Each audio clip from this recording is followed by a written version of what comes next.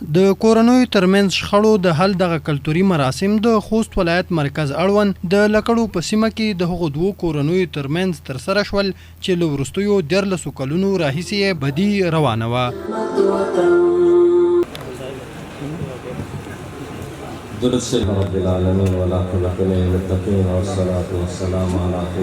د دغو دوو کورنیو ترمنځ د شخړې په جریان کې چې 2 کسان له دواړو خوا وژل شوي او یو بل ټپي شوی او ترڅنګ یې په خطایي سره د سیمې یو بل اوسیدونکي هم ژوند له لاسه ورکړی وو. د امنیتي مسؤلینو او قومي مشرانو په هڅو یې شخړه هواره او یو بل ته غاړې وتل. واقعا چې دا جوړي چې دا ډېر کېږي ډېر په دې کې د هغه چې دا د خلوص برکات چې دا د امارت ده چې د پوره د مشونو امارت په دې کې ډېر خلوص لري.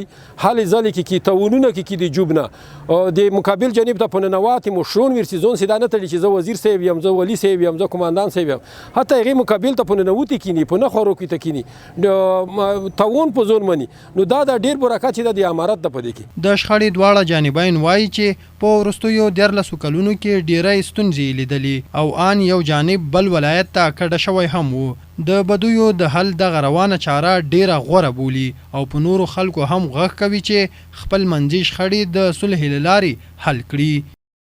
احساس ساده چې د بدی چې د ډیره بېبختي دو په دا کې نستی کېدو زړهبازګۍ کې د هر متضی په دا کې کېدو باید سیک د بدی سلامن ونه وایي. کوشش باید وکړي چې بدی ورکړي شي. دغه مشرون نه د عالمونو نه دینه میک ډېر خوشحالي کسان پیږي چې میک ته مطلب کیسه وکړي رازوي کړي طریقه ته وخایله نو میک په دانش ډېر خوشحالي فخر پکې. زه د ټولو ورونو نه او د ټولو خستولو نه او د ټولو مسلمانانو نه دا خواهش لرم چې بدی کې ګاټه نشته او بدی کې کوم خوان نشته. بدی بد شی ده او بد پایلې لري او ټولو نه زموږ دا خواهش ده چې وروغه وکړي او جوړه وکړي ورورولي وکړي او د دوستۍ په وټغر ټول شي. دا ډېر د خوانځي. بلخوا د خوست امنیتي مسؤلین بیا وایي چې په یاد ولایت کې به د قومونو او کورنیو ترمنځ د بدیو په له منځه وړلو کې لا خپلې هڅې جاري وساتي او له ولس سره په همکارۍ به خپل ورونه په یوه ټغر سره راټولوي.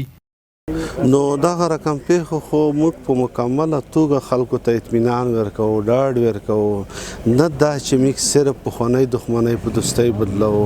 پیښو دپاره د نوي جنجالو دپاره د نوي مرګو دپاره د دې مکمله مخه موږ نیولې ده. د دې دپاره په هره ولسوالۍ کې په هر پټخ کې موږ تغییر بدلون راوستلی دی. د دې دپاره نوي نوي برنامې ترتیبونه جوړ کړي دي. انشاءالله الله ته مې امید دی چې چېرته به ډاز هم نه ورو په کام واخلي. د یادولو ده چې په دې وروستیو کې د قومونو او کورنیو ترمنځ راولاړې شوې شخړو د حل په موخه د خوست ولایتي ادارې او قومي مخورو هڅې پیل کړي چې په ترڅ کې یې لسګونه شخړې هوارې شوې دي.